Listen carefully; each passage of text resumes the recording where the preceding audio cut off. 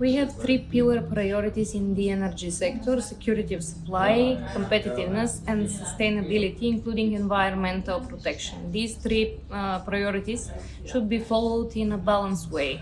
We all see that for certain EU countries, as Bulgaria, for example, we lost the balance with the way we implemented the Green Deal. In Bulgaria and in other coal-producing countries, a more accelerated decarbonization transition speed than the appropriate one was forced, which resulted in long-term market shocks and distortions. In these cases, we lost the balance between the downgraded security of supply and economic competitiveness versus ecological measures with insignificant EU level impact. This is not solidarity and this is not fairness.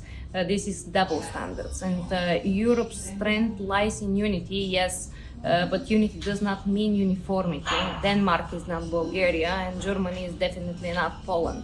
One size does not fit all. We need flexibility and we need respect for national realities. More respect and deeper consideration for national specifics and sovereignty for an energy mix should be shown.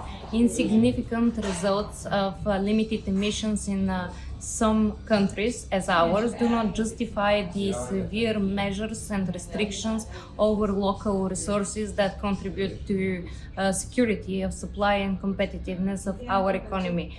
And that being said, exemption for the affected countries from the emissions restrictions and from negative effect of high emission prices should be allowed. One more negative example can be given that needs to be avoided in the future. My country, Bulgaria, suffered from the negative effect of circumvention of imposed restrictions, sanctions and limitation that is hard to control, which led to high prices in terms of natural gas and nuclear fuel prices, and the households and the industry had to bear an unjustified burden. After the direct Russian gas and fuel supply stopped for our country, indirect contracts with new entities were concluded where the new suppliers again sold Russian gas and Russian nuclear fuel with a price increase that exceeded up to 30-40%.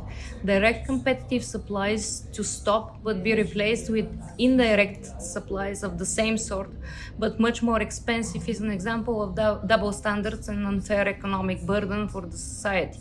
This shows restrictions that cannot be controlled and that can be easily circumvented should not be imposed as they have an opposite effect. The above examples for negative Green Deal effects and too many unjustified national sacrifices, example for the allowance and uncontrolled circumvention of imposed restrictions, and for the lack of EU reaction to deals with negative EU market impact, lead to the lack of trust in the EU institutions from both the citizens and the industry, and lead to somewhat justified skepticism that the EU should address and try to overcome. In this context, I would like to mention also that EU level protection for market distortion should come on time. For example, I think that the EU did not react on time and effectively to a negative big deal of Bulgarian companies with a third country Turkish company related to opening the EU market for third country suppliers that has not opened its market for the EU. The European Commission plays a crucial role in shaping and implementing common policies and investigating possible violations of the Treaty on the Functioning of the European Union. In this sense, the European Commission should have reviewed the agreements between Bulgargas and the Turkish company Botash regarding the supply of liquefied natural gas and the reservation and use of capacity at interconnection points on the Bulgarian-Turkish borderline in a timely manner. This would have allowed the European Commission to assess the impact of these agreements on competition in the natural gas supply transport services markets within the European Union, particularly in the case of Bulgaria. This is the real meaning of being a member of the European Union. The EU should not only impose policies that sometimes do not apply perfectly to national realities, but still we are obliged to act. but also to save member states as they are about to do something wrong with possible negative impact not only for their own citizens but the European community as a whole.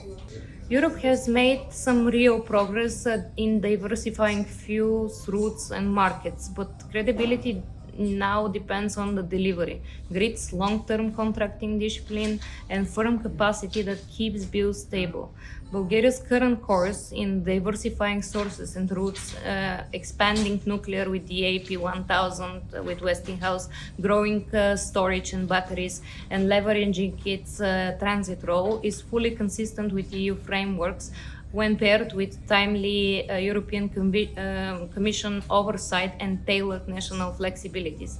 That is how the Union can strengthen security and competitiveness without slipping into cost-driven skepticism or eroding energy sovereignty.